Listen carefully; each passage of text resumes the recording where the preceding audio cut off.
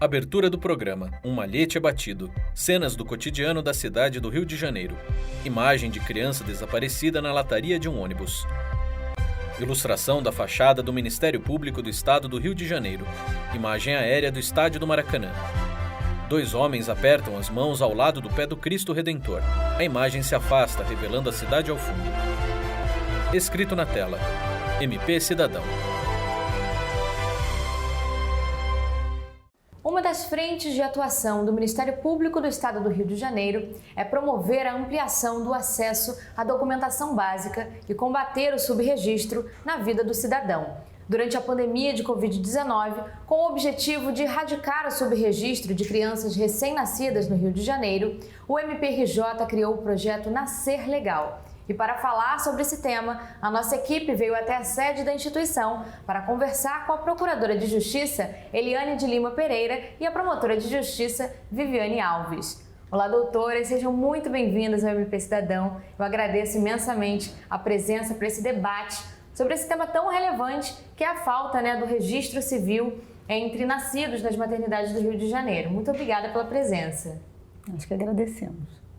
Para começar esse bate-papo, eu queria perguntar o que é esse projeto Nascer Legal, e quais os objetivos dele? O Nascer Legal, ele tem sua origem numa constatação da doutora Viviane de uma situação muito grave já nos primeiros meses da pandemia, quando, ao confrontar o número de registros de um determinado trimestre, já no período da pandemia, com o trimestre do ano anterior, foi constatado uma defasagem de algo em torno de 1/3. Ou seja, em tese, teria sido reduzido o número de nascimentos em 1/3, o que não é factível, Então, por aí, a gente já percebeu a gravidade desses números e entendeu por bem atuar com a promoção de 2 projetos piloto, com a doutora Viviane e com a doutora Patrícia Hauer.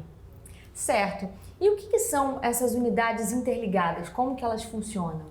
As unidades interligadas, elas nada mais são do que postos avançados dos cartórios de registro civil nos lugares, nas unidades de saúde, inicialmente com mais de 100 nascimentos por mês. Isso é o que determina a Lei Estadual 7088 de 2015, que criou as unidades interligadas e estabeleceu essa dinâmica, vamos dizer assim. Então, esses postos avançados dos cartórios tem a oportunidade de atuar assim que a criança nasce, diminuindo muitíssimo as chances do subregistro. E agora sim, falando dos motivos, quais seriam os principais motivos causadores de subregistro que o projeto Nascer Legal visa combater? Bom, combater o subregistro por si só é algo muito importante, é um projeto de muita relevância, muito impacto. Se nós pensarmos que o Brasil, na década de 90, no início da década de 90, tinha um percentual de subregistro em torno de 20%. Em 2015, com todos os esforços que foram feitos nesse sentido, esse número já cai para 3%. Então, foi algo muito efetivo, as políticas foram muito efetivas e o Brasil, inclusive, teve esse trabalho exportado para outros lugares, considerando que o índice de subregistro é muito importante e é refletido, inclusive, no IDH dos países, Então, enfrentar o subregistro é o primeiro objetivo do Nascer Legal, Mas as causas que dão origem ao subregistro são inúmeras, desde questões culturais a questões relacionadas à falta de acesso material para acessar os cartórios. É bom que a gente lembre também que, em razão dessas políticas que eu acabei de mencionar, apenas em 1997 o registro de nascimento passou a ser gratuito. Então, até esse tipo de empecilho contribuía para os números que eram realmente muito assustadores. É importante também a gente lembrar que a ausência de documento geracional, ou seja, o não registro de gerações anteriores, ele acarreta muitas vezes o não registro da criança, muitas questões relacionadas à paternidade. A gente tem aí também um subregistro da paternidade, o que é bastante importante. A mulher acaba nutrindo a expectativa de que esse pai vá reconhecer essa criança nos primeiros momentos após o seu nascimento. Então são inúmeros, mas a gente precisa identificá-los para que o combate seja efetivo. Doutora Viviane, agora falando um pouquinho sobre a instalação do projeto Nascer Legal, como foi a instalação no Hospital Mãe de Mesquita e na maternidade Maria Amélia Buarque de Holanda? Primeiro, eu gostaria de complementar a doutora Eliane com relação à gestação desse projeto Nascer Legal, porque ela disse que seria a partir dos dados que eu colhi. Isso foi um dos motivos, né, que ensejou a criação do projeto Nascer Legal, que a gente fala que tem mães biológicas e tem mães e pais socioafetivos, que são aqueles que vão integrando o projeto no decorrer.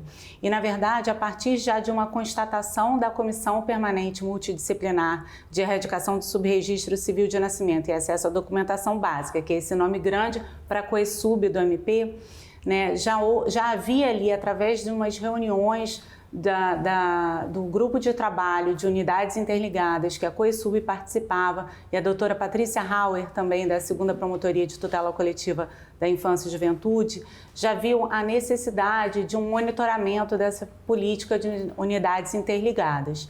E aí, a partir de reuniões que foram feitas com os integrantes do projeto, a colaboração técnica das unidades interligadas que já haviam nesses hospitais iniciais, e com o pessoal da saúde, da assistência social dessas 2 localidades que foram eleitas para serem os projetos pilotos, nós desenvolvemos ferramentas e formulários e possibilidades para fazer esse monitoramento. Então, essas 2 maternidades e suas respectivas unidades interligadas serviram para que a gente traçasse os fluxos, traçasse os itens que seriam pesquisados através dessas ferramentas eletrônicas que constituem o projeto Nascer Legal. Certo, perfeito. E agora sim, falando um pouco do acompanhamento, né, das unidades interligadas de cartório, como que é feito esse acompanhamento? Eu acho que antes de falar do acompanhamento, é importante que a gente fale dessa gestação, né? Como bem identificou a Viviane, ela é uma gestação coletiva, né? E é muito importante que realmente a gente dê todos os créditos para a coordenação da COESUB, através da Tula Brasileira, que é uma especialista no tema, toda a equipe, as colegas que compõem essa gestação coletiva, né? Doutora Patrícia Hauer, doutora Roberta Ribeiro, doutora Patrícia Carvão, enfim, e quem vier será bem-vindo, né, nesse nosso projeto coletivo. Esse acompanhamento, né, essa articulação para a implementação, ela tem que ser multissetorial. Ela sempre tem que ter uma perspectiva interdisciplinar e precisa ser intersetorial. Então, são vários os atores com os quais nós temos que conversar, né, com o sistema de saúde, prioritariamente, com o sistema dos cartórios. Por exemplo, né, vou dar um exemplo, né, é muito importante que o horário de alta dessa mãe, desse bebê, esteja condizente com o horário de funcionamento desses postos, dos cartórios. Então, se não houver esse diálogo, a efetividade da política ela vai ser reduzida. Sim. Então, o Ministério Público está aí para azeitar esse diálogo com os atores, né, não executar a política, mas promover, mas identificar, fomentar as políticas que são realmente suficientes e necessárias para o enfrentamento do subregistro. Além desses setores, a gente sempre destaca a importância muito grande do DETRAN, né, dos postos do DETRAN nessas unidades, uma vez que, não raro, mães que não têm documentação conseguem, através dos postos do DETRAN, essa identificação na própria maternidade, o que viabiliza o registro da criança, né? E aí eu sempre gosto de reforçar que a criança registrada na maternidade ou numa unidade interligada, se a gente preferir, é sempre uma criança que é retirada imediatamente de uma rota de vulnerabilidade e é posta numa rota de cidadania, de garantia de direitos. Então é por isso que é tão importante que essa garantia seja implementada, seja efetivada já no momento pós-nascimento. Então, nossos esforços estão assim, bem condizentes com essa perspectiva. Perfeito, doutora. Bem esclarecedor, inclusive, sobre a importância do DETRAN, né? Doutora Viviane, como ocorre, então, o monitoramento por parte do MPRJ dos registros de nascimento realizados por meio desse projeto do Nascer Legal? Esse monitoramento ele ocorre a partir do preenchimento de 2 formulários. Um formulário será preenchido diariamente pelas unidades de saúde, pelos hospitais, que vão informar ao Ministério Público quantos nascimentos ocorreram naquela unidade. Também vão ser informados os motivos das pessoas que não registraram. Existe um questionário que é feito para aquelas mães que não registraram os filhos naquela unidade, acerca dos motivos que levaram ao não registro civil naquela unidade de saúde, utilizando-se da unidade interligada.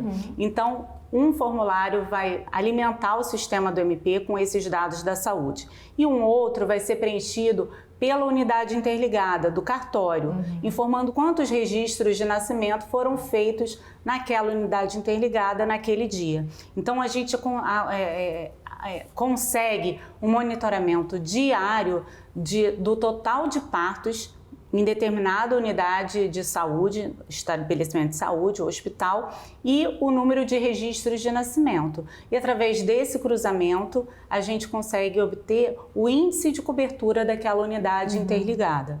O ideal, um índice de cobertura ideal é acima de 80%, 90%. Temos exemplos aqui no Rio de Janeiro. No Rio de Janeiro nós temos 61 unidades interligadas em funcionamento e temos exemplos de unidades interligadas que conseguem mais de 90% de cobertura dos registros das crianças que nascem naquele hospital. E temos índices que são muito baixos. Durante a pandemia, todos os índices baixaram muito, os índices de cobertura das unidades interligadas, por conta da restrição do funcionamento e do fechamento de várias unidades interligadas, que só em dezembro de 2021 houve um comando da Corregedoria Geral de Justiça determinando que todas as unidades interligadas fossem então reativadas, reabertas, mas até então, durante 2 anos praticamente, houve essa redução que certamente impactou a cobertura das unidades interligadas.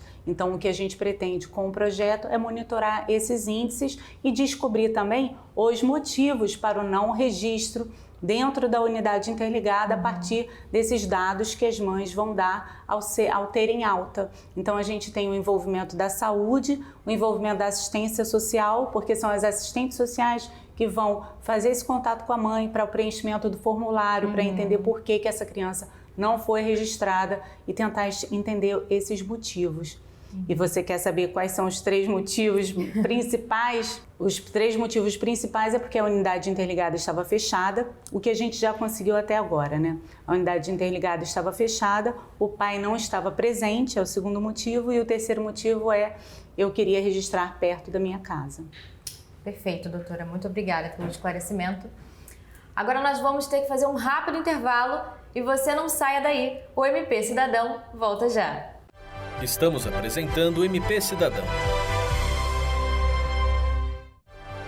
Voltamos a apresentar MP Cidadão.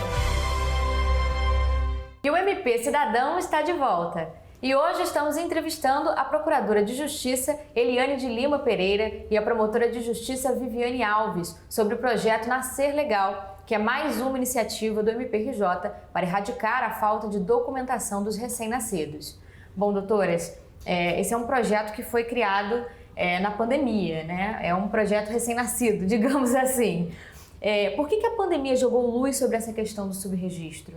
Muito importante essa pergunta, né? Na verdade, nós já temos muitos dados, né? Só para que a gente tenha uma ideia, em 2010 foi realizado o último censo que apontou que havia no Brasil 170 mil crianças de 0 a 10 anos sem registro. Ou seja, sem acesso a mais nenhum direito, né? O PNAD, o último PNAD de 2015 apontou que 3 milhões de pessoas no Brasil viviam, né? Sem documento. Então, de maneira que já havia essa compreensão da máxima importância do registro de nascimento e da documentação básica.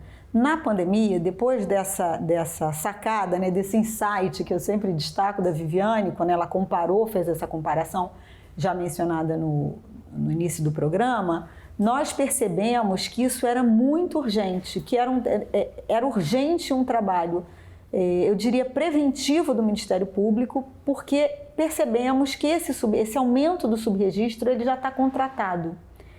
Nós temos, até os dados de 2019, que é o que dispõe o IBGE, o índice de subregistro em torno de 2,7. Então, existe toda uma expectativa, por tudo isso que a doutora Viviane explicou, de que esses dados vão disparar quando saírem as publicações relacionadas a 2020 e anos posteriores.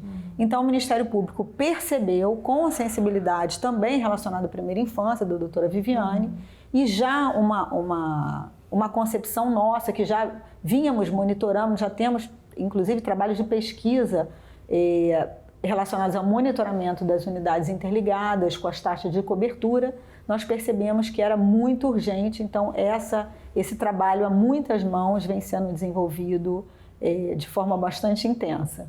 Certo. E, doutora Viviane, como que se deu a recente expansão do projeto e quais os critérios que basearam a escolha dos novos locais contemplados pelo projeto?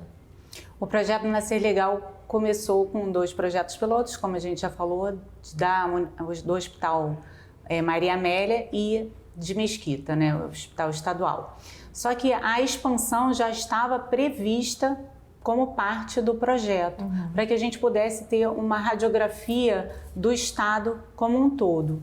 A gente não tem a intenção de monitorar todos os hospitais do estado do Rio de Janeiro, mas o projeto pretende que um hospital com uma unidade interligada por CRAI, por Centro Regional do Ministério Público, seja incluído nesse projeto, para que a gente possa, então, traçar uma radiografia do estado como um todo. E os critérios para que a gente possa escolher qual hospital e unidade interligada foram os critérios de quais são os municípios com as taxas maiores de índices de subregistro civil de nascimento, que é um índice que é dado pelo IBGE a cada ano. O último índice que a gente tem é de 2019. Os outros critérios utilizados foram unidades interligadas em funcionamento no hospital, que a maternidade ou o hospital seja público e que tenha um alto volume de partos, para que a gente possa ter uma radiografia mais fidedigna e números mais altos para o projeto. Agora, falando um pouquinho sobre os profissionais da saúde, qual a importância dos profissionais da saúde no combate ao subregistro? O subregistro civil de nascimento é um tema transversal, que transpassa muitas áreas de proteção dos direitos humanos, né? E a saúde, a gente tem visto como um pré-natal de qualidade pode garantir direitos da criança antes dela nascer e depois de nascer.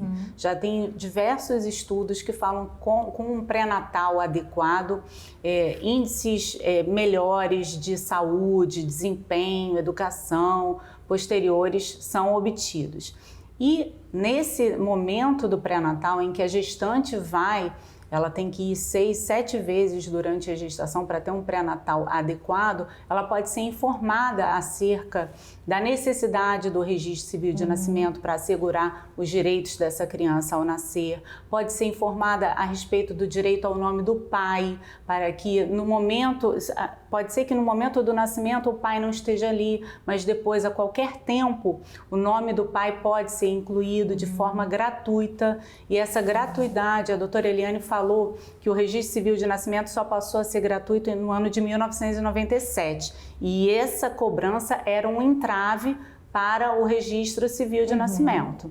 E o direito à averbação do nome do pai, né, depois que o registro civil é feito, qualquer elemento que vai entrar nesse registro, a gente fala que vai averbar. O nome do pai também averba esse assento de nascimento que foi feito no início. Ele era cobrado, até 2016 ele era cobrado. Então é muito importante que os profissionais de saúde orientem que esse é um direito à gratuidade, não há mais possibilidade de cobrança. Mas infelizmente a gente sabe que em alguns locais ainda se faz a cobrança.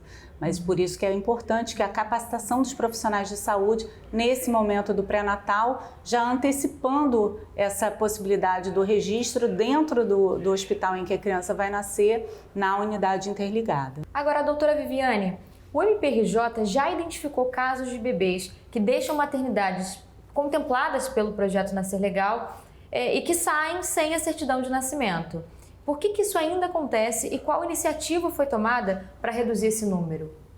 Na verdade, esse é um dos objetivos do nosso projeto. O projeto tem como alguns objetivos monitorar os índices de cobertura, identificar quais são os motivos que levam essas mães a saírem de hospitais com unidade interligada sem o registro civil de nascimento e também elevar os índices de registro do nome do pai, estimulando que os cartórios façam a instauração de um procedimento que se chama averiguação oficiosa de paternidade ainda na unidade interligada.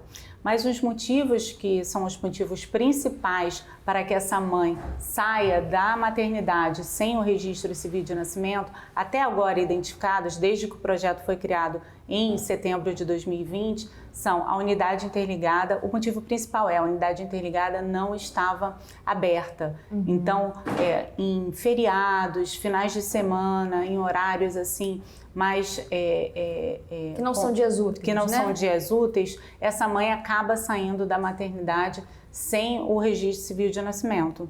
Às vezes ela sai porque tem uma fila, então ela não quer esperar.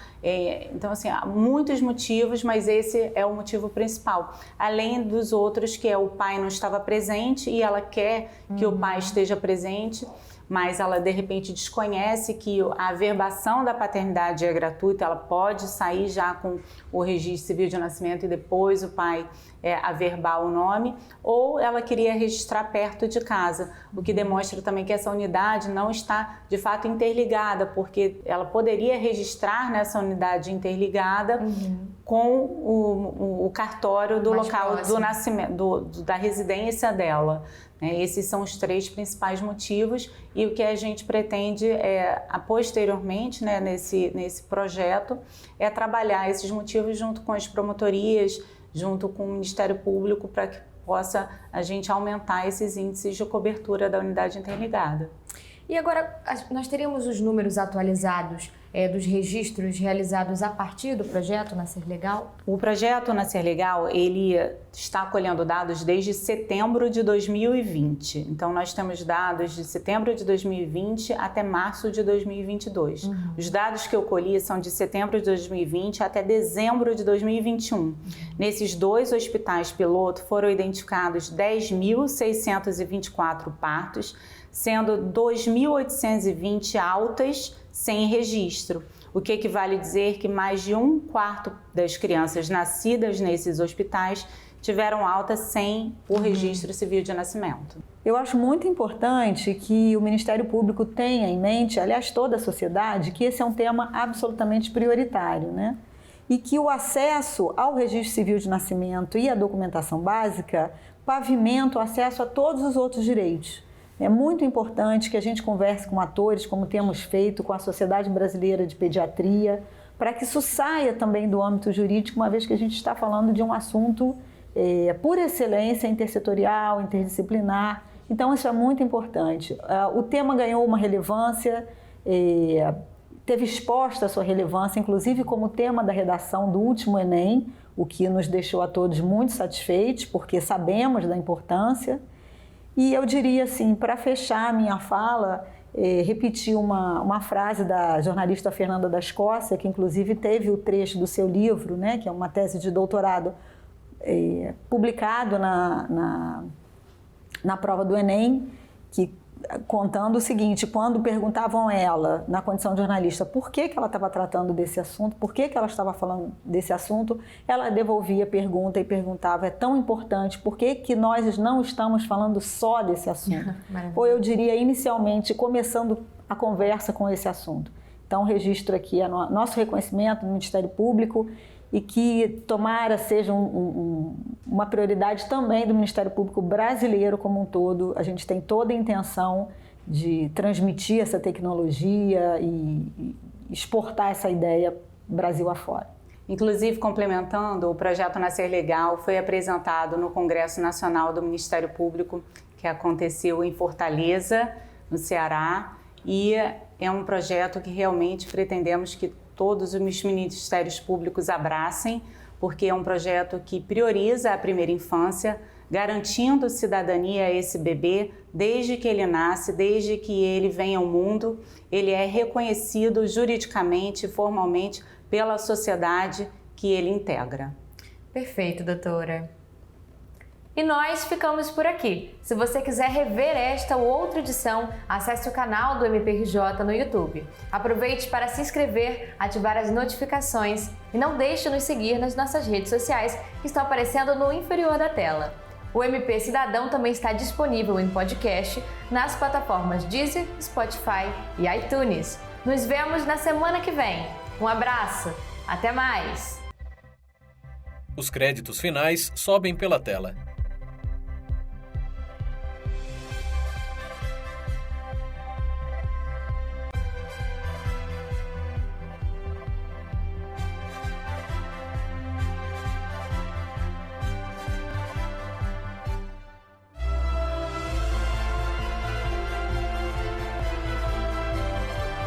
Escrito na tela, MP Cidadão.